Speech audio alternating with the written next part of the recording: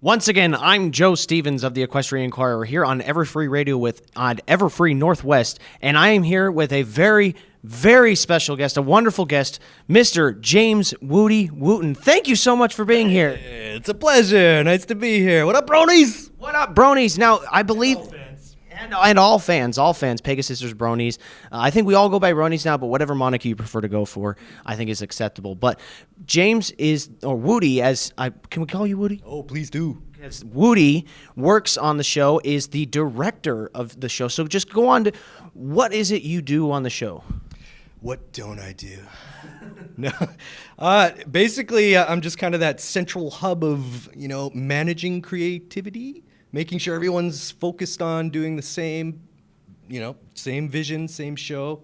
Everyone's contributing and everyone's, it's clicking together well and coming out perfect in the end. Now, I guess that's a fancy way of saying you're the director, I guess. Sure. So you organize all the different aspects of the show. Do you ever get to put your own personal touch on anything? Is there anything that was Wootie's idea? That was what Wootie did. Oh, sure. Yeah, there was, it's hard to come up with the detailed specific moments, but one thing I take pride in is reaching out to the fans. After the derpy phenomenon happened, kind of accidentally in a really interesting way, I had to make sure that we were, pleasing the fans. So I dropped in that little derpy clip with in Feeling Pinky Keen, when all the items were dropping on Twilight. Right, Derpy the delivery, the derping derp of delivery. Exactly. Yeah, it was the big old derp. So do we have you to thank for Derpy being such a present part, at least in the background of season 2? Well, at that point, everyone was getting in on it. Once they saw that it was okay, even the directors dropping in things for the fans. So Wootie said that all clear. You can throw Derpy jokes in there. Exactly. Keep it subtle. It's always, we don't want to go overboard with it and not too much fan service.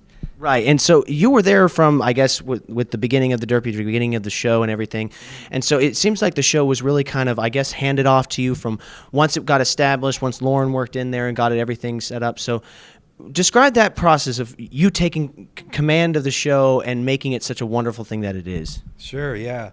When Lauren came up and, met with me and Jason, it was like 3 cartoon peas in a pod. We all had that exact same cartoon vision.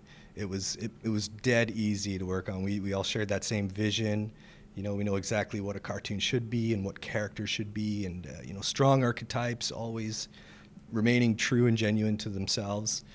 And then at that point, we were working on the Flash test to make sure that it could be done in Flash, and we wanted to see the range of things that could happen.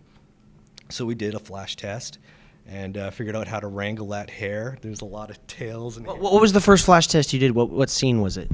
Oh, well, let's see. It didn't really apply to a specific episode. It was just like a simple little situation. We thought the show would be a lot more limited than how it turned out, really. At that point, we hadn't seen any scripts.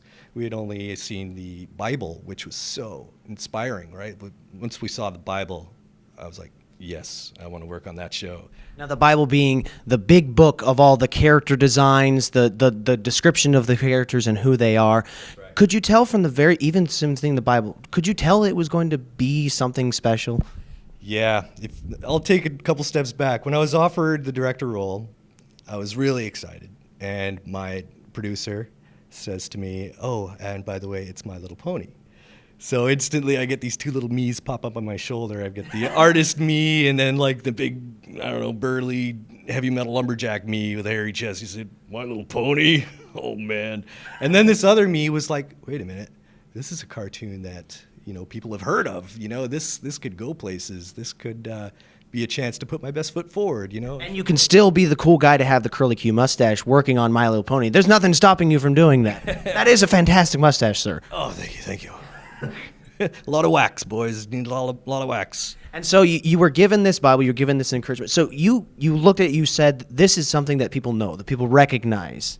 And yes. you could take it to something special. Right. Well, it wasn't at that point. It was that point when I saw the designs, when I said, yes, give me that show. I would love to do it. 'Cause it's so fit for Flash, technically speaking, and it's just so damn appealing looking, and graphic and simple and strong. And then I read the Bible and was still even more stoked.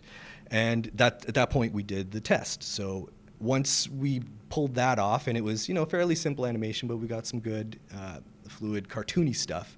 Because it's never about, Flash is just a tool, and it's not about the tool, it's about how you use it. So if someone has a really strong vision on how to make a strong cartoon, then it doesn't matter what format they're doing it in, it's going to turn out really good.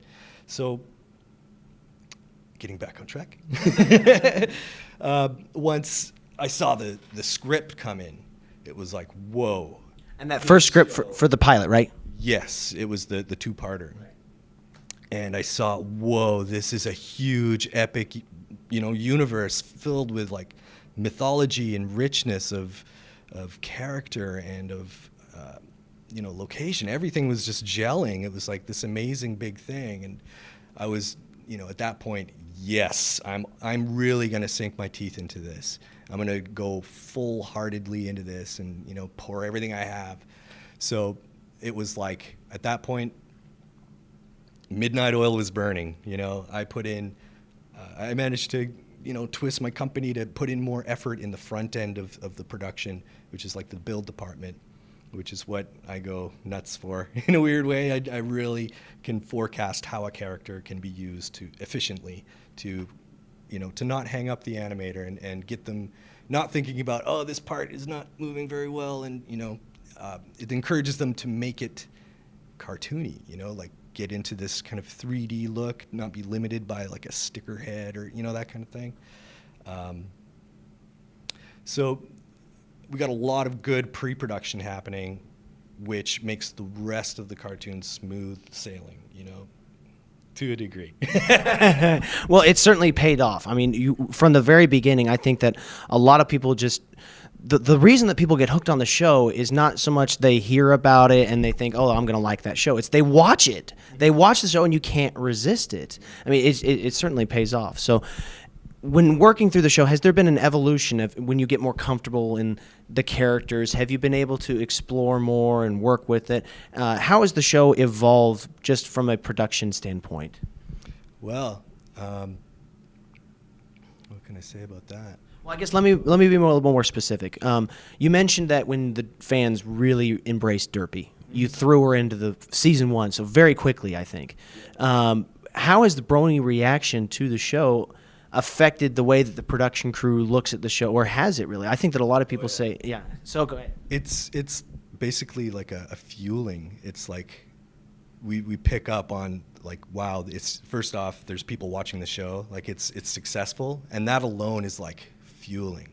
And then when we actually hear from them and we see, the internet hasn't been around too long, so a lot of like cartoon makers haven't, had the feedback directly from the audience, which I think is a really important thing for an artist because it fuels the batteries. It makes you want to pay more attention to those little scenes you're working on because someone's going to be paying attention. Right, because they're paying attention. When Derpy Hooves was present in that moving scene, people really paid attention. They really cared about that. It's inspiring. It makes me want to make a better cartoon. And so now that you're here, this is your first convention, right? Yes, it is. And what has your reaction been to seeing all the bronies who absolutely love your work? Really cool, man. Really cool. It's, like I said, it's inspiring, and just to see the passion that we're putting in on the front end is also being received with an equal amount of passion. And I think that's a really cool exchange. And what's interesting is that I actually have some fans who are fans of the show. Like I'm sorry, did I say that right? No, I am fans of fans. Right. They produce these videos and things that we see all the time, and that kind of thing is charging our batteries too. It's really cool to see these people and meet them firsthand. So you actually the people on the show go to Equestria Daily or go to EverFree Radio and see the fan submissions, and you actually are seeing that. What is your reaction when you see some of these animations are really, really good? And talented guys. It started out as seeing just like talented editors, pulling off these trailers and things, picking the highlights basically. That's something that we aren't very familiar with we didn't get the privilege of having on previous cartoons we've worked on. A lot of times an editor will have to be paid to sit down and like go through a stack of footage and like pick it out, but when the fans are doing it for us, it's an extra treat to see it come back to us so quickly, and it's like, wow, it reminds us of, holy crap, we are working on a rad cartoon, you know? Sometimes we get blinders in production and we're just kind of dealing with the one thing we're dealing with, and we don't get a chance to back out and see the impact that's happening, and just to see our show in a bigger light. It's really refreshing to have that mirror, you know? Well, we're so grateful for all the hard work you put in on it, and I think that one of the things we're interested in is the actual production process and seeing how this is all made. Has there been any particular challenges in making a show? Because you could think that it would be a show that initially everyone writes it off. Oh, it's just a show for girls. But what is the challenge that you've faced making it a really, really good show? What is the biggest hurdle you've had to overcome for that? Well, we kind of reorganized how we approach the workflow. We had a pipeline of where we put our strengths in our artists along the way. We were saving a lot of, at first we were saving a lot of our more talented guys in the animation department. And then we realized that, wait a minute, if we put those talented guys a little bit earlier on in the production, and we created this, we kind of redefined a department called layout, where it's basically like a comic book where we make the storyboard sing. We make it all pretty and nicely composed, and all the acting's there. It's like key animation, basically. So we basically do all the keys really strong and really appealingly. And Jason and I, we get in there and approve every scene and every bit of acting before it goes to animation. And at that point, it's guaranteed to be really appealing and strong. So that makes the production and everything a lot easier when you're doing all that sort of thing. That's right. And, we found with previous shows we were working on that we were having to get a lot more revisionists. After the animation is complete, the directors will go over it and get more, do their fixes. But we realized that most of our calls were like layout calls rather than animation calls. So it seemed to just be a lot more logical to put more strength in the earlier stages. One of the things about the show that I think a lot of the fans love, and we were just had the opportunity to see you with Mike the Mic, or with Acoustic Brony and Manda Pony and everything, is the music, the inspirational music, Danny Ingram and all those things. Yeah. Is that a challenge? Is it fun? Because in your past work, you hadn't done musical elements. What's it like animating a very musical-oriented episode versus a very not musical-oriented episode? That poses some challenges in storyboard. You're going to be more careful with your timing, with posing and staging, and just fitting things to a song was cool. We basically, for our storyboards, we made an animatic, like the storyboard artist would make an animatic work with the song, and we could just play that back and give instant feedback to these just rough drawings to the song. Normally, the storyboard artist will, when there's no song, we'll just go straight ahead and not do an animatic. So, and it's been really inspiring. Like, the songs are actually good, Like, a lot of times in the old cartoons we work on, it's just kind of like, okay, yeah, there's a cute little song here, let's throw that in there, and it works, it's functioning. But Daniel elevated the game. I think that it's a testament to, Lauren and the Bible Pack. When you first come into this show, that this one is something special. It's got, it can go places. So I think Daniel saw that too, and he brought it. It was like he brought all that he could bring and made it very, very appealing and catchy. So that was extra inspiring for all the artists who were working on it. Right, and everybody loves the musical elements of the show. People sing it. Had it been where you were wanting to see the reaction of the music in the show before you added more? Because it seems like we're seeing more and more music in the show. Obviously, we love it. Was it always an intention to make music a part of it, or had you, once you saw the fans react positively, that you felt more free to include more? I think that was a decision made early on, that there would be songs, like Lauren talking with the Hub and Hasbro and figuring out what kind of show it's going to be. It was an earlier on kind of decision. As we went along, we thought that there was an average amount of songs consistently, and then at the end of season 1, there was a call to make sure that there's more songs in there. So Daniel got more busy, and it worked out really well.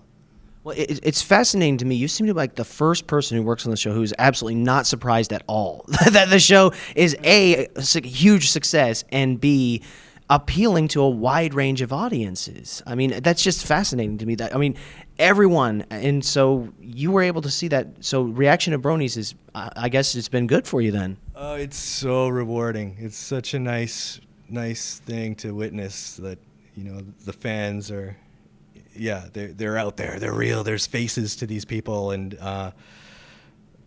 on other cartoons, like I said, we just haven't had that feedback. We've been on this island up in Canada, you know, and down there in the States where it all airs. And it doesn't really air much in Canada. You know, we tell our family and friends, and nobody's really heard of that. So we need to get the hub in Vancouver then, I guess. Yeah, that's good. Yeah, that'd work. I think that they just started a Canadian hub. Well, there you go. That helps. So check your local listings, I guess. So we've got to wrap up a little bit before we go.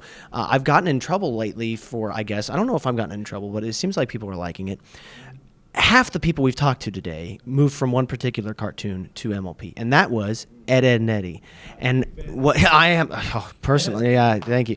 Tell us the process of Ed and Eddy to MLP and the transition, and what it was like working on that show versus what it's like working on this show. Okay, sure.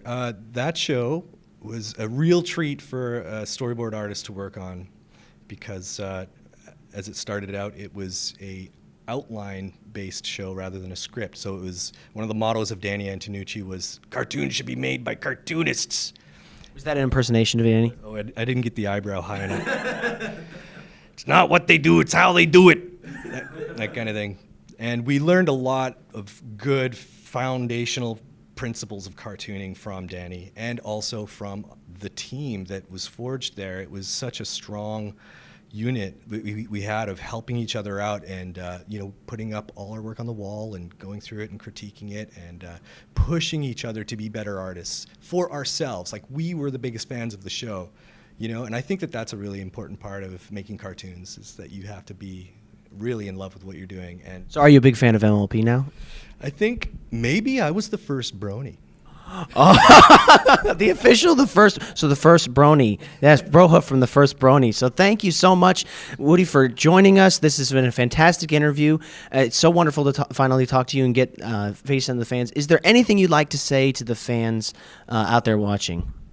Thanks so much, fans, for enjoying the show and giving this that fuel. Keep it coming, and we'll keep providing it for you. It's a two-way street, so keep it going. So there you have it from the first Brony, the official first Brony. I think we can call it the official first Brony. Jane's Wootie Wootten. Once again, I'm Joe Stevens with the Equestria Inquirer, EverFree Radio, here from EverFree Northwest. Thank you very much. Stay tuned. All right, once again reporting from EverFree Northwest for the Equestria Inquirer and EverFree Radio, I am Tech Rat, and right now we have some amazing guests with us today. Not only do we have three of the most amazing people who were at Pony Stock last night, but they're actually bothering to get close enough to me for an interview, which surprises me greatly.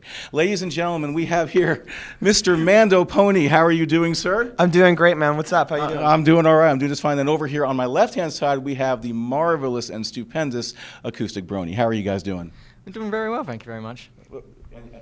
Tired. You know, I was just gonna. Pretty much what I can You know, I was just gonna say because you know we tried to get you guys a little bit earlier in the day, and you guys said you were just entirely wiped from Pony Stock, and I can totally understand why. I mean, you just did an amazing set. Have you guys ever done that kind of set live before?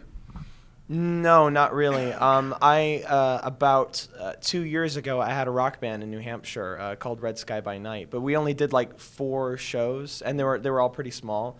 But that's the only real experience I've had, like fronting a band or anything like that. So this was completely new territory. But at the same time, because I had Jimmy and Ed there, and because we had a chance to work it out before, and I just felt so comfortable with them. They're like my brothers now. You know, it just having it there. Having such a great, you know, crowd and everybody being so supportive, it made it just so easy. You know, it was just go up there and you're just, you know, you're with friends. And it was the first time, but it also felt very, I don't know, it just felt right. It was really good being there with you guys. Wow. And was it a similar situation for you guys? Had you ever done something of this scale before in a live performance? Well, we have played a few shows in front of a few, big crowds, but this is possibly the biggest I'd say crowd this we've is ever done. Like a step up from what we've done. The most I've done was a gig in London at the the Camden Underworld one, when I used to do chiptune music before Acoustic Brony and the whole community. But that, I wouldn't even say that was anywhere near this. This is just a whole step up, as I said. Like, it's just phenomenal how we've got to what we are now. Yeah, plus it's being live streamed by but which is so many It's people not just around the world. crowd in front of you. It's also the people that are watching at home, and it's crazy. And thank you guys for tuning in and watching that. Because and thank you to my mom and dad they were like in the central time zone, I think it was. Did they stayed up like 2 in the morning? They stayed up till 2 in the morning watching it, and they texted me like right after. It must have been like 3 or 4 in the morning. You were like, "It was epic, so proud of you." It was just so cool. I've got the best parents in the world. That is awesome. I so wish I had 4 microphones right now because this is very, very difficult. But but the other thing I heard about this, you're talking about, you were prepared for this. You really, really put a lot of time into this. I heard this was the first time that you guys worked in person together on a set. I mean, you guys have been communicating probably online and on the phone and everything. What was it like? Like, walk me through when you guys first met in person. What was that experience? Literally, as soon as we were waiting downstairs at the hotel, waiting for Andy to arrive, which was delayed countless times. I think we were down there for about an hour and a half, waiting for him. Yeah. It was a bit tedious. But when he arrived, it was just all hugs and guy love, and it was amazing. It was just a phenomenal moment, and it was amazing. It was long overdue, I would say. This has been waiting to happen for ages. And Well, how long have you guys been working together before this? how long ago was I'll Fly Higher? That was about. I think it was about 6 months.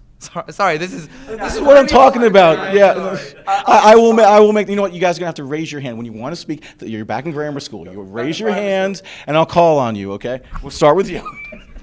Loyalty was about 6 months ago, so I would say we first started talking when you released Long Way, which was roughly about 7 or 8.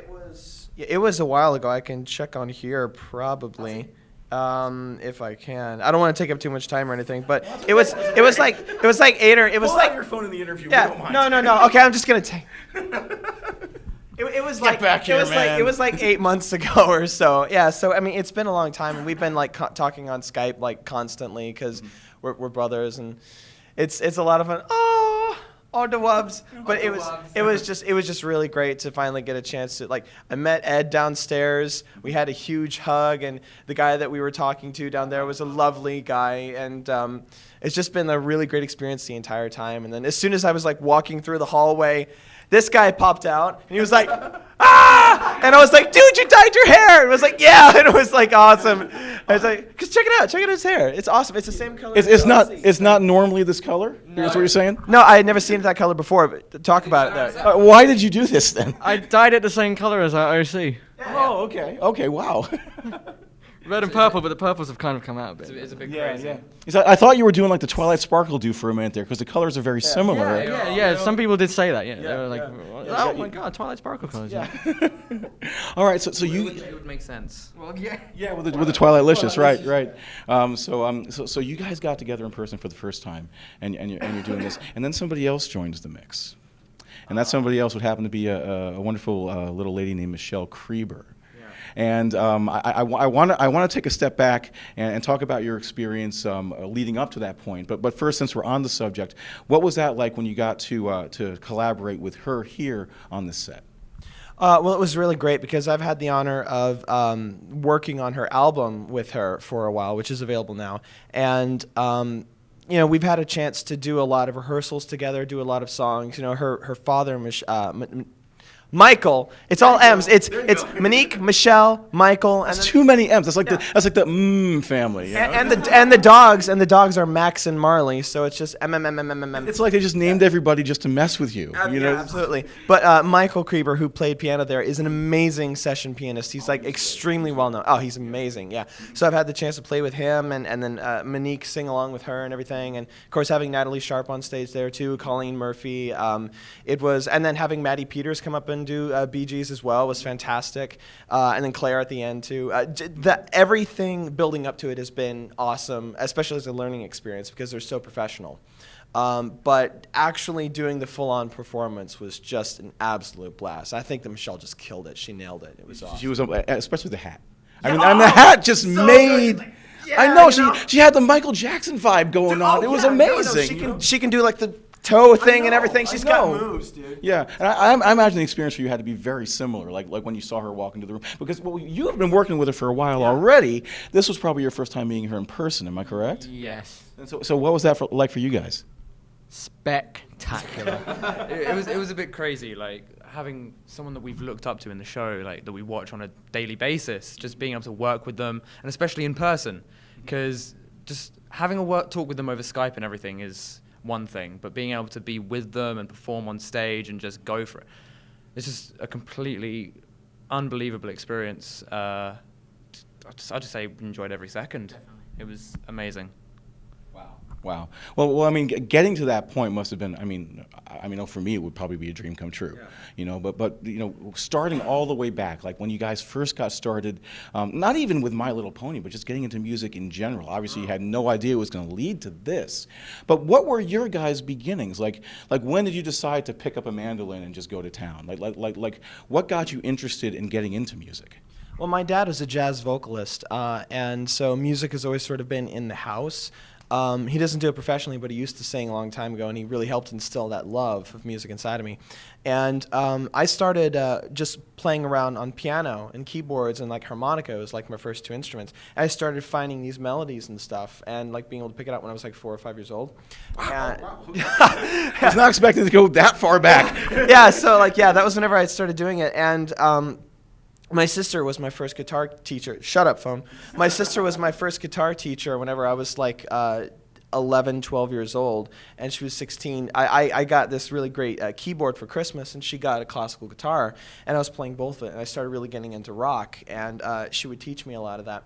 And then whenever I was like 13 or 14, I found this amazing band called Nickel Creek. If you don't know who they are, check them out. The mandolinist for that band, Chris Thiele, was the most profound inspiration in my life. He's a genius musician. He was only like in his early 20s whenever that came out, and he was really the reason why I picked up the mandolin and really got very serious into music. And so yeah, and it's just ever since then, whenever I was about 13, 14, I started recording. My parents got me like, Cakewalk Music Creator 2003. It was like this $30 program, and everyone has to start somewhere, right? I mean, yeah, and I haven't really progressed much beyond that initial setup. I like duct tape all the stuff together, just do whatever I can, and it's crazy how many musicians do work that way, especially in this fandom. Yeah, everyone thinks you're like in this really professional studio. And you're like on a headset mic in your basement or something. Yeah, literally. Whenever the Creepers approached me about wow, it's like 3 texts. Whenever the Creepers... You're a popular guy. Apparently. When they approached me about doing these tracks for her album, they said, do you want to start with, like, we want to do Wanted Dead or Alive, and we want to do Boy from New York City. And I was like, I'll do it. And so with my $400 Toshiba laptop that I got at Staples or something, and like a $150 USB Yamaha Audiogram 6 preamp, and then Cubase 6 for only $100, like I did it. And with VSTs and software that I got out there. But it's like, I mean, if you've got the will, if you want to make music, you absolutely can, even with, small equipment and a small budget. So, I mean, don't ever let anything stop you. If you've got music inside you, just get it out. It doesn't matter what equipment you use, just get it out there, because that's what it's about, And what about you guys? Can you beat Mando's story? Did you get into music like right out of the womb, or what's your guys' background? How did you guys get started with this? Okay, well, it probably won't be that long, but but no, I started music at quite a young age. My mum bought me like a little tiny keyboard. It was like that big, and I was just kind of messing around with it, playing along with tunes that I heard on the TV. Star Wars was one. I think we all did that with our little Casio keyboards. Standing in front. Don't sue us, John Williams. Sorry. I think that's a standard for every 7-year-old. They gotta play that on the keyboard. Yeah. Anyways, something that.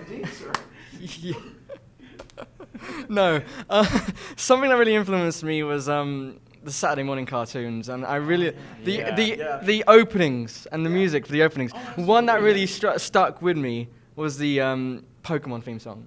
Yeah. And after hearing the full version and that guitar solo, I was like, I'm gonna have to get into a guitar. I'm gonna have to start playing guitar now, aren't I? So at the age of 10, I picked up a bass guitar because there were some people in my school who needed a bass guitarist. So I was like, okay, I'll pick that up. And as that kind of progressed, I figured, well, bassists don't really seem to get that much attention, do they? Compared to the guitarist and the drummer, say. And so, yeah, 2 years later, when I was 12, I picked up an electric guitar. My uncle bought me a cheap one. And I self-taught for 8 years. I haven't had a teacher. And, yeah, and it's just kind of this road I've been on. I've just been writing my own little tunes. What started off kind of really depressing songs, I'm not gonna lie, because I was a rough childhood. So wait a minute, you started with Pokemon, but then you went like sad. It's completely downhill from there. Yeah. Okay, keep going. I don't get it, but keep going. No, well, it's just when I moved into my new school, there was a ton of stuff going on, and it was just kind of stressful. But I've gradually been working my way up, and now I'm 20 years old, and it's just been, and Acoustic Brownie was, a year ago? Almost over a year ago? Acoustic Brownie was about, just over a year, about a year and 2 months or something like that. Yeah, cool. So it's been a while, but...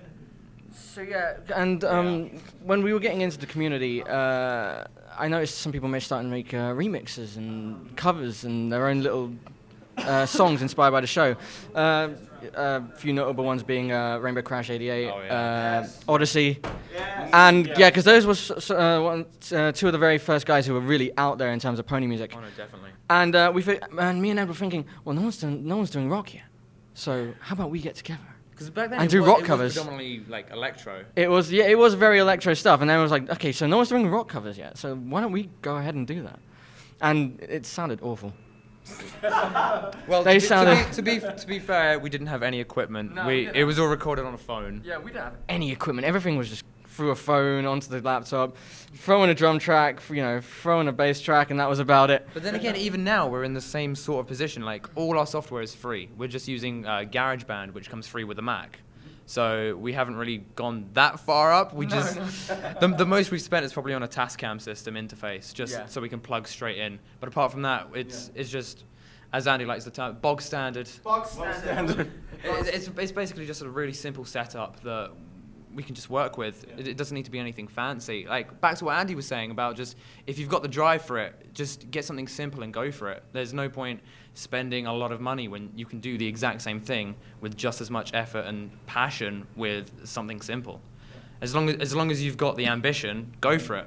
I think that's great. I think that's very inspiring for anybody out there who wants to start to pick up this kind of thing, to get into the music scene. Just knowing that there is no barrier to entry. As long as you're creative and as long as, like you said, you have the passion to do it, you can actually sit down and write the song and record it and get it out there. And I think it's just wonderful that we live in a world right now where we have the technology that makes that possible. Yeah, I completely agree. The very first stuff that I did was these chiptunes based off of themes, for the characters, and I started doing that. I think it was I had probably just heard Rainbow Crash, and it gave me the idea to what if there was one for each of these characters in a video game sort of thing, and that was before I even had the $400 laptop. I had just a $100 little netbook, and so I just had those little VSTs and started making that, and then it got on EQD and just 9 months ago, and then. Here we are. And actually, you just mentioned video games, and I did notice that there does seem to be especially in a lot of your other videos, even your non-music videos, there's a video game theme going on. Yeah. Is that one of your inspirations when you sit down to write music, like video game songs and tunes and such? Oh yeah, absolutely. I mean, the music from games like Final Fantasy were hugely, Koji Kondo's work and Legend of Zelda and Star Fox, all those games. The Kirby music was always a really big influence on me. Really happy electro stuff like that. Video games, I remember playing video games and getting so emotionally attached to what was going on. And the sound of it, I was a kid and I didn't really notice that, these are synthesized sounds. I just knew that was the sound that was playing. But it was brilliantly composed music just on different instruments. And so I fell in love with that, and I had an emotional connection with the music tied in with the game. And it was a very big inspiration. Film scores and video game scores as well. It pushed me to think of thematic ideas to put into it. So like I really try to incorporate some sort of a strong melody or hook. Sometimes it gets repetitive in my music, I know, but I try and have something there that's identifiable and that fits with the character that it's representing. Whether it's like the classical theme for Rarity or a country sort of thing for Applejack. So, yeah, I think that Rainbow Crash does it best. I'm just gonna go on record and say RC88, dude, you're one of the reasons why I'm here. And Peaky Pie Swear with Sunshine Celery Stalks. Yeah. It was like, oh, dude, I heard that song and it just blew my mind. Yeah, that is fantastic. And the same question to you guys, like, what sort of things inspire you? Like what sort of music or what kind of tracks do you listen to? I'm gonna have to agree with Andy on the video game music. Again, Legend of Zelda was one of the biggest inspirations of in terms of music. Ocarina of Time was the very first Zelda game I ever played, and oh my gosh, the soundtrack is very, very well orchestrated. Yeah, no. Definitely. I'd also say again, going back to the last thing, the last topic. Saturday morning cartoon intros is what is something that really inspired me because they were just so catchy, Oh yes, yes, yeah. That's been a while. All right. Oh, we have to get a little bit closer together. Okay. Okay. All right. Wow. I'm okay with that. Absolutely, man. Yeah. All right. Group hug right here now, guys. All right. All right. So okay, so shifting gears a little bit here, because we talked about your inspiration, we talked about where you started. What I want to know right now is getting back to talking about your involvement with Michelle Creeper and what you've been working on. How exactly did that come about? How did you first get in contact with them, and then how did that relationship evolve to where it is now? It was really cool. I had started working with EverFree Radio not long. It was just like, I think that the last interview that they had done was with Michelle Creeper. And they had been in touch with Monique, her mother, for a while. And they had mentioned that they really loved the song Long Way from Equestria. Just on their own. They Michelle posted it on her Facebook page and stuff.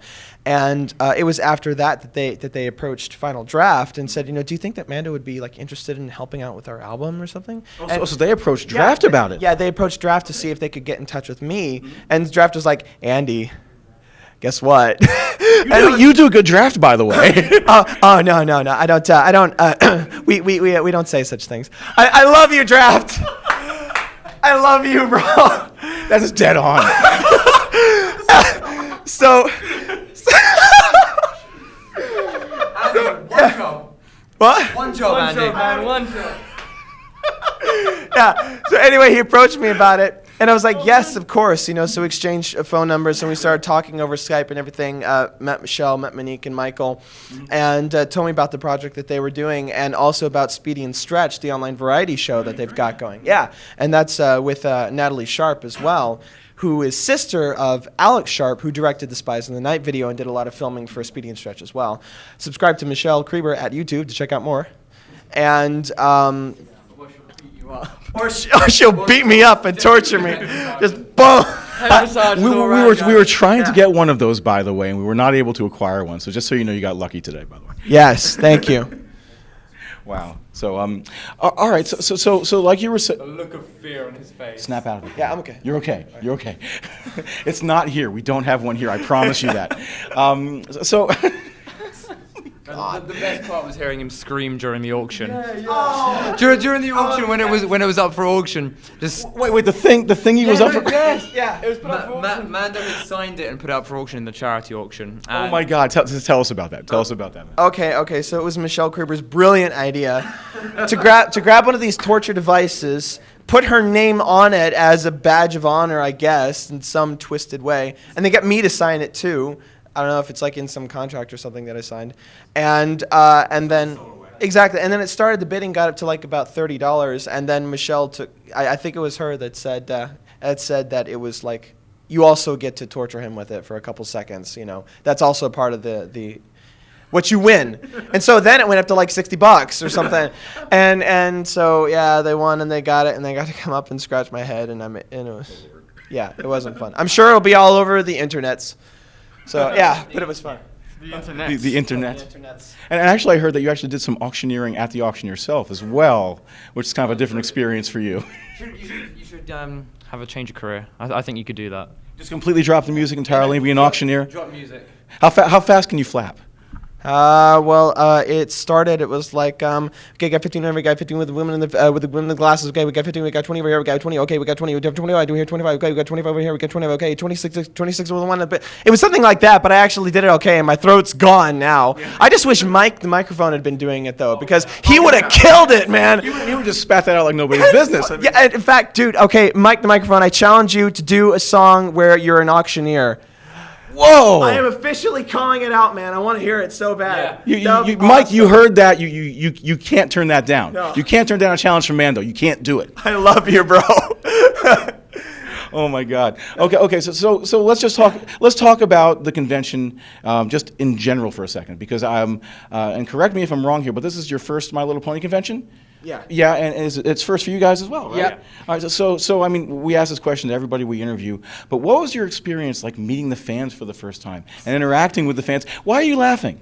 It's been overwhelming. It's been amazing. Thank you guys so much for the support. I had no idea that we would get it, but it's just like been constantly people, bro hoofs and signatures and photographs. It's very overwhelming. Yeah. Like, absolutely unbelievable. We never thought we'd get any of this when we came here. No, never in my life have I ever thought that, you know, as I'm casually just walking down the hallway, people come up to me, can I have your autograph, please? Yeah. I'm like, all right, okay, sure, yeah, Stopping all us right. with pictures, hugs, bro fist, everything. And especially just because, I mean, we're just fans of the show like that, and we just happen to make it. It's like, it's the people who make the show that I really look up to and love so much. So it's like, thank you for kind of including us in the same group. But still, you know, I don't know, it's just been amazing. Has there been any like specific experience during the convention that kind of sticks out for you, an interaction with a fan or anything like that? Yeah, the very first day that we were here, just after rehearsal, there was this really sweet girl that came up, and she was like, "Guys, I really like you guys so much," you know, and it was just so awesome. Yeah, she couldn't even look at us. She was so awkward. Eh? Oh, it was adorable. And then when she asked for a hug and everything, she was like, "Can I have a hug?" It was brilliant. Like, Wow, that is fantastic. Well, listen, guys, this has been a total trip. Thank you guys so much for coming out here and talking to us today. We appreciate it, guys. Again, Mando Pony and Acoustic Brony joining us here today. It's been a wonderful experience. Once again, at EverFree Northwest for the Equestria Inquirer and EverFree Radio, I'm Tech Rat. Keep watching the live stream. We'll have more awesome coverage for you very soon. Take care, guys. You're heavier than you look. Hello, once again. This is Joe Stevens Along with Tech Rat. of the Equestria Inquirer with EverFree Radio, and we are here with Big Jim Miller. Hello. And Big Jim Miller, of course, he works on the MLP. He works in the production crew. Go ahead and tell. I'm pretty sure most people know who you are and what you do, but go ahead and let people know what you do on the show. I'm the board supervisor on the show, and I'm basically the department head for the storyboard crew. And the storyboard crew. So what your job is now? We spoke with Sibsy and Raven yesterday. They work for me. And they do a terrific job. Oh, yeah. Everyone on the crew. I'm blessed with a fantastic crew. It makes my life very, very easy. So you have the other people. They do all the work, and you say yes. Well, I say, yeah, we'll show it to the directors, and then they say yes. Ah, okay. So walk us through, I guess, the production process. Okay. You get a script. We get a script. And then you make the story out of the script, the visual story. Right. We're basically the first visual step in the process. So we get a script, which is just text, pages of text, and so the storyboard crew, it's usually about 2 board artists per episode. They split it in half, and they will break down the story into all the individual scenes and all the acting and action that goes into any given episode. And then those are presented to me and the directors. We make changes, and then we make it look all super spiffy, and then it goes on to the layout team and the animation team, and what happens to it after that I'm not involved with. So. Did you have a Go ahead. We're going back and forth. We were missing a microphone, so one of our microphones. It makes it a little awkward. So, do you get anything beyond the script? Do you get the vocals as well? Oh, absolutely. We get a vocal track. The voices are recorded before we get the script usually, and so we try to listen to the track when we're drawing out the scenes to match the acting with how the voices sound. We also get the design pack with all the locations and everything that are designed, and any new characters that might be appearing, so we know how to treat them. But a lot of that stuff we sort of work out with the director too, in terms of acting. If it's a new character, how they want them to act with the new character, and how that character, like someone like Iron Will in season 2 was a new guy, and we sort of wanted to make him very much like a professional wrestler, kind of over the top guy. So there was a lot of discussion about posing and that sort of stuff, and make it very much like Hulk Hogan and all that kind of So that character had been designed, basically. Designed, yeah. So you had just basically a photo of him. Well, the directors had an idea of what they wanted him to be like from the script. And then there was the design with the Minotaur with the tie, so we knew that. And then with the combination of the voice, which had already been recorded, they knew they wanted a wrestler-y type guy. We just sort of tried to increase all of those elements in the storytelling, so with the shot selection and the acting. And Emmett Hall and Joel Dickey, who boarded that episode, did a fantastic job with that, really made it work. They're doing the poses. I think that's what really made that character. Not so much the voice, well, the voice, the visual, but the Yeah, the writing, the acting, the boarding for that whole thing just made that so funny for us. And now, when you actually go through the storyboard process, like when you sit down to actually sketch out each and particular panel in the storyboard, do you collaborate on that and do that together at once, or do you like assign scenes to different artists and they go off and they do their scenes and bring it back? How exactly does that work? Well, it's like I said, the board gets split between 2 artists, and basically we'll have a meeting initially when we get the script and everyone's read it, with the board artists and the directors and myself, when we talk about the ideas we want and the things we want to see in the show, maybe work on some jokes, and then everyone splits up and the board artists go and do thumbnails, which are little crappy drawings of just the show to plot it out. And the reason they do them crappy is just to get their ideas down fast, and that way if we don't like stuff or we want to change things, they haven't spent a ton of time making things look beautiful that can be easily trashed and something else put in its place. And then after about 2 weeks of them doing that, we meet all again together and go through it all from beginning to end, and just look at it as a show and make more changes and tweak things around and move stuff and say, like, this sequence is working, I maybe want to change some poses here, or this is kind of clunky, how can we fix it? And then after that, they have 3 or 4 weeks to polish it all up and put in any extra poses we need and make it look super pretty for the layout team. So there's a lot of the board artists on their own, but I'm there to help them with if they get stuck on shot selection or jokes, or help come up with ideas if they get hampered by anything, or just problem solve. And we have about 6 or 8 board teams running at any time. So every week I'm having a new board meeting. So they're dealing with one individual episode, but I'm dealing with them all. And it actually brings up another question too, because you have a pool of artists that you can pull from when you decide who's going to work on what episode.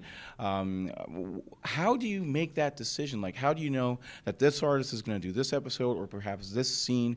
Because it seems like maybe some artists could specialize in different types of sequences. Like when we talked to Sibsy yesterday, she happened to mention that she didn't feel like she was like maybe action scenes were not her strong suit, even though she did some wonderful action scenes. I was going to clarify that. She does sell herself short a lot, absolutely. Yeah. Everyone on there has, they're really good at what they do, and they are all capable of doing whatever is assigned to them. Right. We would love to have the luxury of being able to assign specific shows to specific people, but due to the nature of a production of this kind, usually what happens is the next board team that needs a board gets assigned the next script that's available. So the scripts are usually right on the heels of the board starting, them being approved. Sometimes not, but so we don't have ability to say like, this one maybe would be more suited to someone else. We would love to be able to do that, but the scripts would have to be done so much further in advance, and it's just not cost effective. So that's why that doesn't happen. But again, the main thing is just surround yourself with really talented people, and you'll be fine. And so, I guess you've been at the show from the beginning. Yes. Well, I came in about halfway through the first season. There was no storyboard supervisor in the first season, and I came in and I actually started as a board artist, filling in for someone who had left. And I did episode 23, the Cutie Mark Chronicles, with another guy, Francisco. And I stayed on to help with revisions, and then because of my experience doing boards before, they bumped me up to supervisor for season 2. Okay, well then I guess that since we're in the later in the season 1, I guess. Yeah. Has there been an evolution in how it's boarded and how you guys approach the show going on to the new seasons? I think just the idea of having a board supervisor to sort of keep continuity and keeping things focused and being more aware of the overall storytelling, keeping that kind of thing consistent was the biggest change. And it did take a big burden off of the directors who were having to spend maybe a little bit more time going over those things. So it was just, that's probably the biggest change. Again, in terms of the quality of the boards, they were always quite high. The majority of the people who boarded on the second season or people who boarded on the first season. And the other thing we did try and do in the second season was we brought in some new people who were maybe not as experienced doing boards and paired them with more experienced people to try and train them up. And that ended up working out very well, and some of those people have now gone on to be full-time board artists in their own right. And I think that's a great benefit of and a testament to the Pony production that they were willing to take a chance on some new people and try them out, and it's really paid off for them. Right, and I love the visual style and the visual puns and the acting and story that comes across with the visuals. And what sort of freedom do you have with? I know the script is pretty rigid and the lines are pretty rigid, but there are some visual gags that you're able to create and develop. Can you describe a few that really stood out and that you were particularly proud of? Well, for myself personally, Wootie and I came up with the Pinkamena thing when she gets sad, her hair going straight. That was something we Hair deflating. Psh. because it was just the idea of it poofing up seemed like a funny thing, like when she got happy again. When we were reading the script for episode 23, there was a moment when she first smiles, and I thought visually it would be a lot more interesting to see her hair go into that style that we're all used to seeing. It would be neat, and then that became something that Wootie liked, and he put it into subsequent episodes like Party of One. So you're basically the creator of Pinkamena. Well, the writer came up with the concept. I just added to it. And another one was in the Halloween episode. I'm sorry, I don't always remember the title. It's okay. It's the Halloween Lunar episode. Eclipse. Everyone, It's in there somewhere. It just takes a little while to access it. There was a scene where we wanted to throw Derpy in, and she didn't have a costume. So I'm just like, she's weird. Put paper bags on her. And I thought that was funny to me. So that was something I added in a revision, and it seems to have connected with people. I've seen people wearing shirts with it on, and that's kind of cool. So. Yeah. No, I was just actually say that now. It seems like everybody wants to cosplay as that Nightmare Night costume now that you came up with that. It's super cheap, right? You just go to the grocery store, get a couple paper bags, you're set. That's right. That's right. Well, that's a really interesting part of season 2. I think that fans really love, and that's probably a storyboard thing. That's really where it's come in, is that Derpy makes cameos in almost all the new episodes. How did that come about, and how much fun is that to do? Actually, that has more to do with the animation team, because she is a background character, and we don't want to overuse her. It had started out as a mistake, and people latched onto it, and it just became something that was sort of like the Where's Waldo of the show. And it's just fun. I don't know where she's going to be half the time, and if she's even going to be in it. There's episodes where she's not in it at all, and I think that's just fun for fans. Whether or not that continues, again, it's not in my department, so. So that's not the storyboarders, then that's the animation. Unless it's specifically called for in the board. Sometimes we have scenes where it just says crowds of ponies, and we just draw, we don't have time to go in and make sure that, that's Lyra and that's Octavia, unless they're specifically called for. Every once in a while we can put in, but whether or not that gets translated down the line, we don't really have any control over that. So if the directors want something specific, or the layout artists can put something in because they want to see it, then sometimes that happens. Well, fantastic. Actually, that brings up another question. Do you ever make suggestions to the animation team, like things that you might want to see that you can't maybe, add in the storyboard, but like, what, it might be neat if you did this or that you did that. Not so much. We really are careful to, if there's something specific we want, to put it in the board, and then sometimes really cool things happen in the animation process that we're not even anticipating. We're really sort of hands off with the other departments. They do a great job, so there's really no point to go in and start bothering them with our business. And we have enough other things to worry about. Like by the time they're animating that episode, we're already 3 or 4 episodes down the line, and we're just worrying on making sure that episode turns out as well as it can.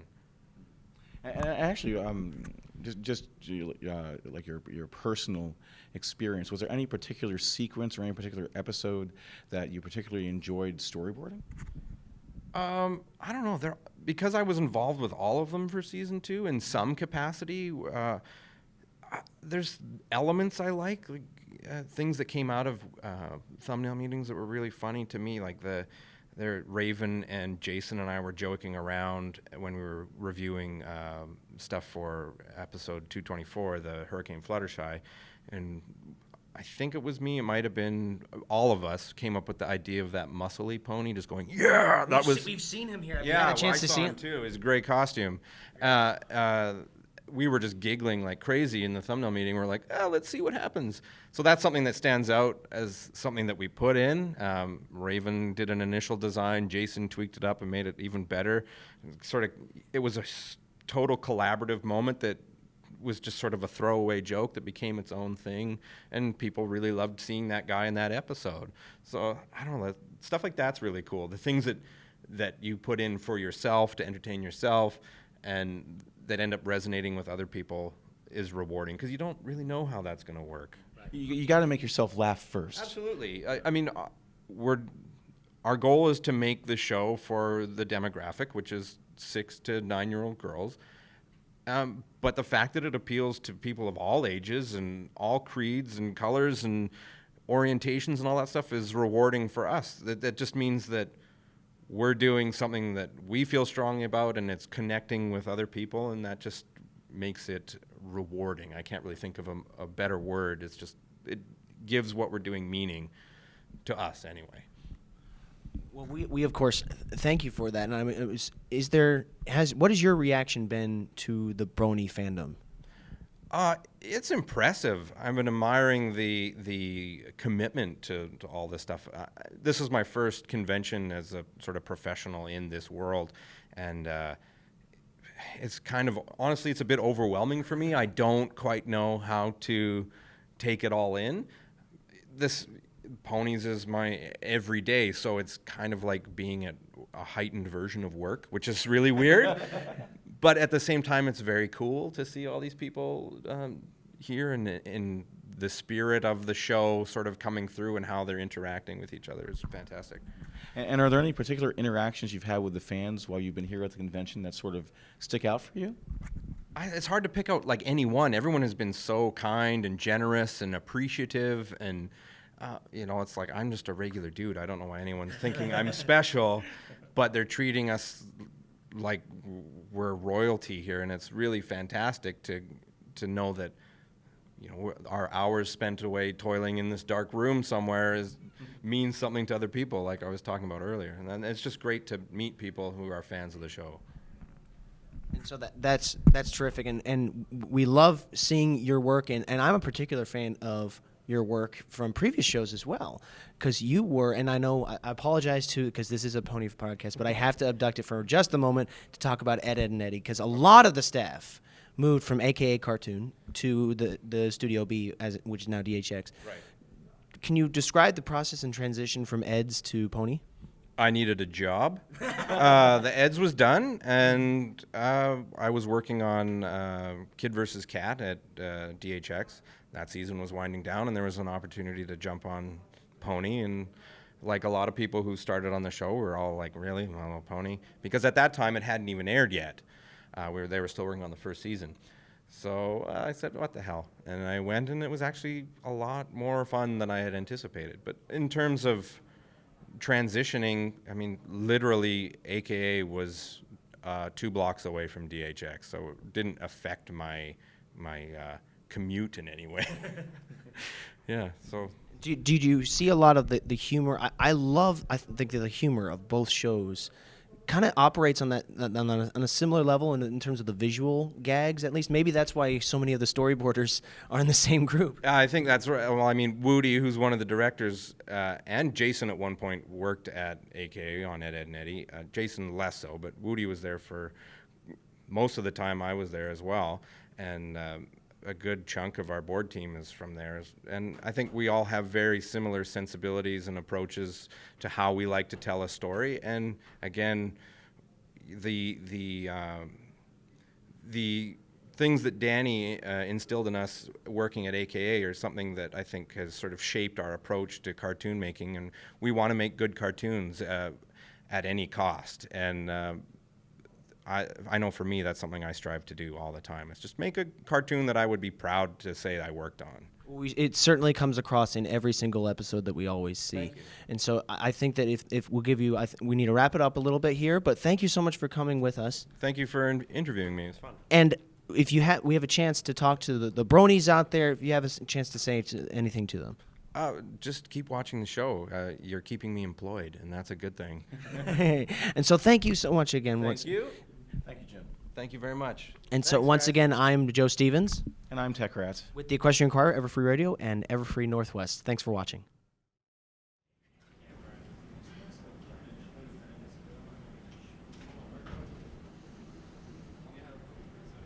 All right, you know what? This isn't working. You know, Plank. Plank, enough of your dirty mouth. I yeah, think you yeah, need to that be, was you need to be absolutely set aside terrible, here. Are absolutely you going to horrible. behave yourself? I don't know if he's going to behave himself. Can He you make never sure he behaves keeps himself. He's keeps in always just line? shooting his mouth off at the most inopportune times. He needs a spanking. Bad Plank. Bad Plank. Absolutely.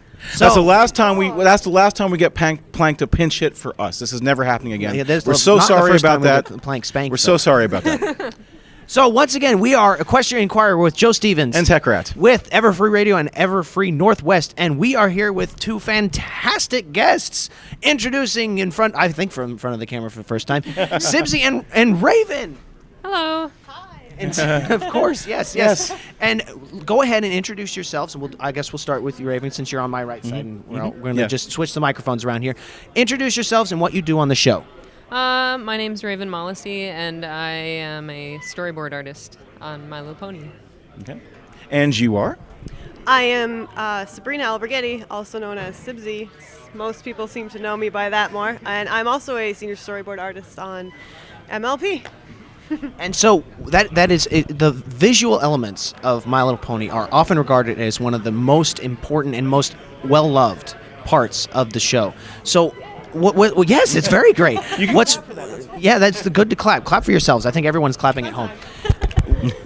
How does it happen? How do you get from Pinkie Pie sings "Smile, Smile, Smile" to a pony dancing on the screen? How does that translation work?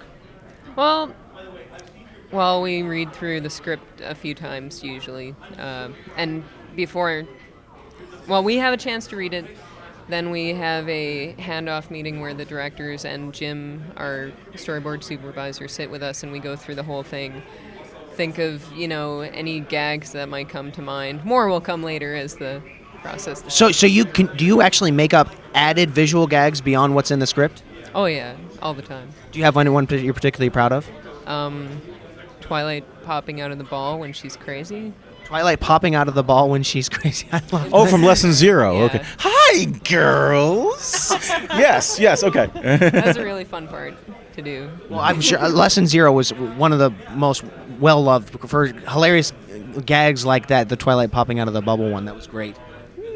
All her. I can It was all make her? squealing noise. Yeah. Not exclusively. Like Dave, you did a bit at the beginning. I did the beginning of it, then I had to jump ship to work on a comic project for a while, and then I came Yeah. back. So Raven took it over and finished it up pretty awesome.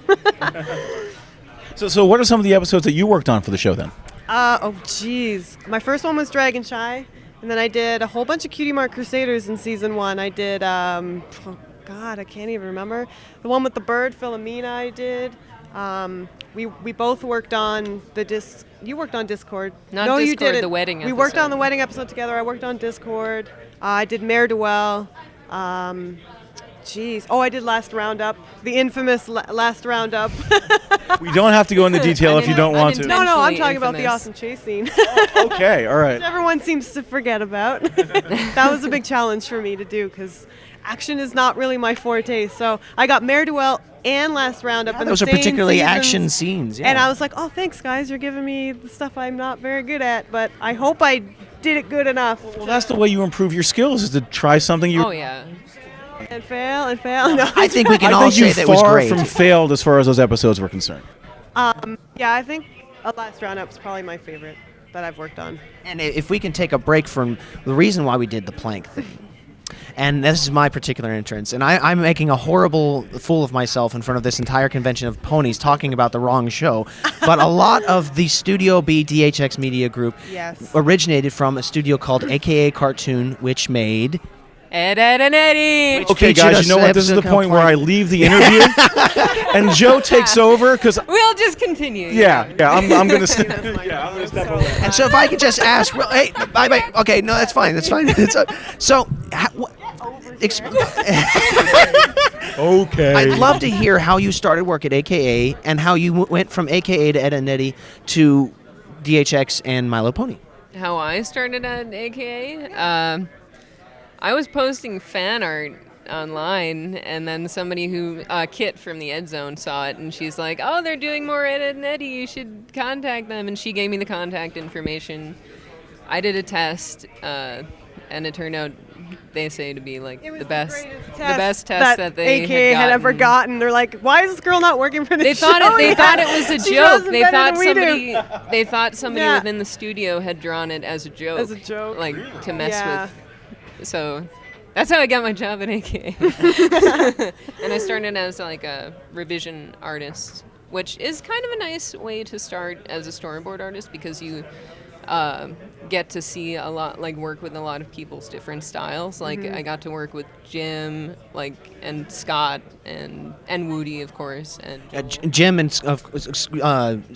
Wootie, of course, being director here on the... director of my, one of the directors on My Little Pony. Yeah, right. So got his start at. So, most of the Ed's crew is on My Little Pony right now, so that's probably where a lot of those weird visual things come from. They just kind we're of very translate. visual people. Completely Yeah. different style, though. Completely different. Yeah. Oh yeah, Ed and Eddie certainly had a harsher slapstick, more like Yeah. smacking people around. It's for little boys, not for little girls. But then how did you make that transition from the AK? And before I ask that question, I guess Sibsy, how did you get your start? Well, kind of the same thing. I went to school back in near Toronto, and I just applied for a test, and they thought I was all right enough to do the job, and I worked there for almost 5 years with Raven and met all these wonderful artists that I'm still working with today. Right. On all these shows, Kid vs. Cat, My Little Pony, and Pound Puppies. and Pound Puppies now. And so yeah. you both made the transition from We both- AKA. yeah, when our work was done at AKA, your contract ends, you have to find another job. So we applied to Studio B. At the time, it was Studio B, and we've just kind of gone from show to show since then. We've been pretty lucky. Big swarm. It's one big swarm. The Ed and Yes. Eddie leaves. Yeah. All right, we found out Eddie's brother, and they're all happy, and then they move on, and then all of a sudden Equestria has to be saved. Equestria must be saved. Exactly. Yes. You have it right. I'd love to talk about Ed and Eddie more, because I think that people watching would be mad at me. So I need to talk about. Run an Ed and Eddie convention. We Yeah. do. We need to make an EdCon. If there are any Ed fans EdCon, watching, yeah. we'd make an EdCon. We can make a truce between the My Little Pony crew and wonder how many people the would show. Ed's fans and everything. So, when you mentioned that action is particularly challenging. For me. Okay. I'm speaking for myself. Challenging. Right. It's challenging Everything's for a anybody challenge, who does yeah. it. And anybody who does it is always like, oh, this isn't good enough. And everybody around them is going, no, shut up. It's amazing. But it's nice to have the support of all the artists in the studio when you work together, because if you're stuck on something, if you're having trouble, you can say, hey, Jim, can you have a look at this? Or hey, Raven, can you have a look at this? And you can bounce ideas Exactly. back and forth to make the best product you can, because that's ideally what you want to Well, do. the action scenes are always great, and I think that people adore the musical scenes. Would you consider that an God. action scene, or are those? No, those kind are of in a way, they're- though, they're all- because they're... God, they're amazing. And is there a different process or any like additional challenges that you have to face when you're doing a musical number as opposed to just a standard scene in the show? Oh yeah, God, the song Definitely. whenever you have a song, you just gotta listen to it over and over and over and try and get into the mood of the song, get into the spirit of what the song is saying, and you want to convey that emotion, visually. That's our job. Raven did a phenomenal job on This Day Aria. That was all Yeah. her.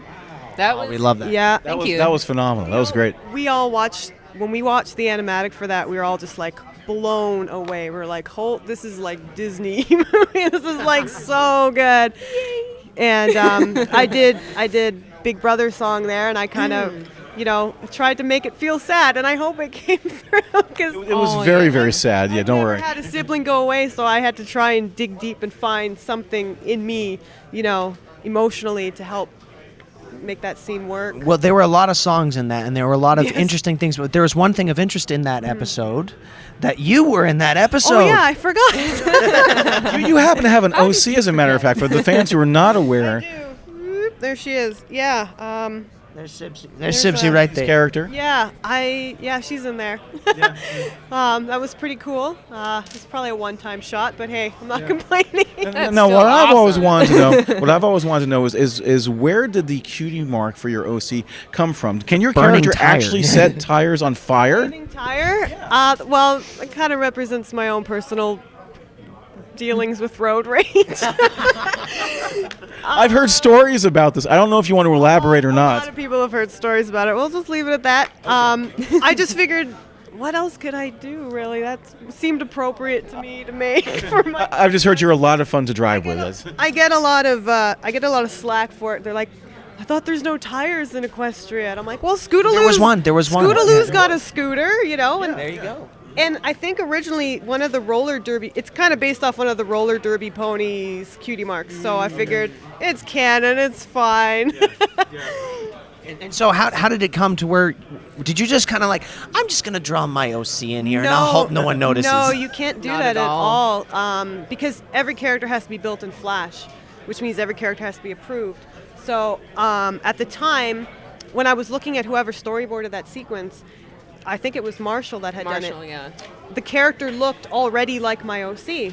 So I went to Rid, the lead character designer, and I just asked him, hey, can we try and get Wildfire in there? And it got through, and that was it. But yeah, usually, a lot of people ask, oh, can you sneak? You can't sneak anything in. You can't get anything past many anybody. hands. And I'm just curious, did you at least, once you had crossed that line and made it your OC in the show, did you at least ask if you could provide the voice for it? No, that I don't think we can do that. And the thing is, everything's recorded way before we storyboard anyway, so the dialogue's already there to go So from. that's interesting. So when you get the piece, when you get a script, Yep. and you get the vocals, The voice track, do you get the yep. music, the voices. And so you have to Yeah. take all these pieces, and the final piece, which is kind of the most integral piece, is what's it going to look What's like. it gonna look like? And so I guess walk us through the music and the script and all that. Is it what do you lean on more heavily? I mean, what or is it kind of all together at once? The music. You the kind of script, have and- to see the show as a whole, right, from beginning to end, and see the big picture. Like you can't get caught in one little scene or one little section. I don't know. You might be different than me. Oh, like seeing it as a whole, you mean? Like, Well, yeah, just You got, for instance, the smile song. I think I always come back to that because, in my opinion, that's the best part of season 2. I think that was just phenomenally good. Did you do that one? no. no, that was Tom- Tom Sales. Tom did that. Oh, well, I would The have. infamous Tom. He The also infamous did Tom the the teaser, the Comic-Con, the first song that was shown. Ah, The yes, dragon he did. song. with Spike. With Spike singing and dancing Yes. beautifully. Yes. The one thing we can talk about for season 3 that's already been released. 'Cause it's already out It's there. already out there, Exactly. yeah. So I just thought I'd mention, Yeah. give Tom some more credit. And actually, we've been hearing a lot from a lot of the other people involved in the show. Like we talked to Kathy Wislick yesterday about it, and how that she didn't see the final product until they showed it at Comic-Con. Is that the way it happens with you guys as well? Like once you storyboard something, and once it moves Oh, you on guys to get to see it early. layout, And a at what different point in the process. process do you get to see the finished product? Oh, we see it every step of the way. Like I'm always checking to see when the animatic is up, when every step, the design, everything. I'm just always, because you want to see how it's turning out, and part of me doesn't want to see it because when things are in animatic form, they're not final, they're not perfect. The timing is off, and you kind of get pissed off. You're like, that's not what I wanted, or that's not the timing I wanted on that gag. But it always gets ironed out by the end.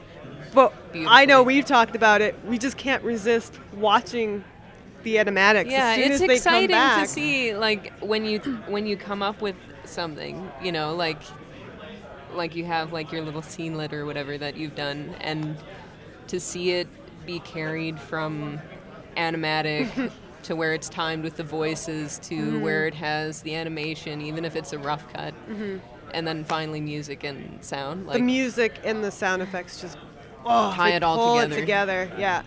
Well, after seeing all this work coming, all these great, what has your reaction been to the following? Obviously, you were there from the beginning of the show. So, what is your reaction? You've been able to see it go from a show that you put your heart into, and then all of a sudden, it's enormous. What's your reaction been to the Brony community? I think it's fantastic. As a fan coming into the industry myself, like I just see potential in so many people. So much talent, like just dripping. The from artists down in this convention are just blowing my mind. I just want to buy everything. Yeah. You're gonna go back down to the dealer's room after Oh, this yeah. and just gorge on swag. I am. So is there anything you want to say to? Obviously, now you guys have fans too. People love you guys. Don't That's look at me like that. You insane. have fans. People, even Plank is your fan. He told me. Thank you, Plank. I love you too. Aww. Touching moment with Plank. Literally touching. been a I'm long having a touching time. moment too. But He we doesn't do say that much, but he's affectionate. Look at that smile. So, is there anything you'd like to say to your fans, to the community watching? Thank you. Well, thanks for like reaching out to us when you do, and like don't be afraid to ask us questions or approach us, because we're just other artists, and right off the bat we have something big in common. Yeah. So Yeah, I like to say thanks also, and I do my best to reach out to everybody. I get everyone's messages. I read everyone's tweets. I can't get back to everyone, but I do read them all. I just want people to know that I really, really appreciate all the support from fellow artists and fellow fans, because it keeps us going when we're in the dredges going, oh God, I don't want to do this today, Yeah, and we just think do of how many about people that. love what we're doing. So we really appreciate it, and it's so nice to have those kind words coming in like every hour, it seems, and it keeps our spirits high. So yes, thank you. And so, where can the fans see you on Twitter? I'm at Ravenissimo, and it's RAVENEESIMO. And? And I am at The Real Sibsy, because Sibsy was already taken by somebody else. No. Weird. I know, right? God. 8 million Twitter people.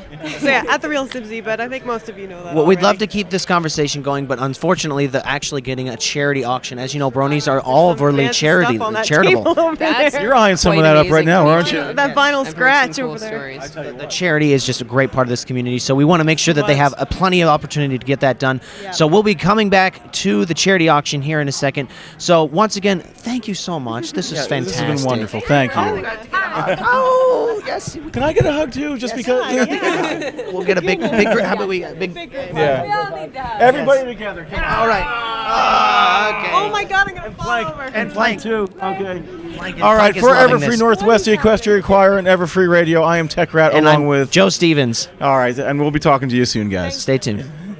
Thank you so much. Hey everyone, this is Ed, and Ed. Go ahead and say something. Hi. Guys, like, seriously, we should get back to work, you know? Oh yeah, right. But first we gotta introduce Plank. It's Plank! It's so awesome! Why'd you take him, Eddie?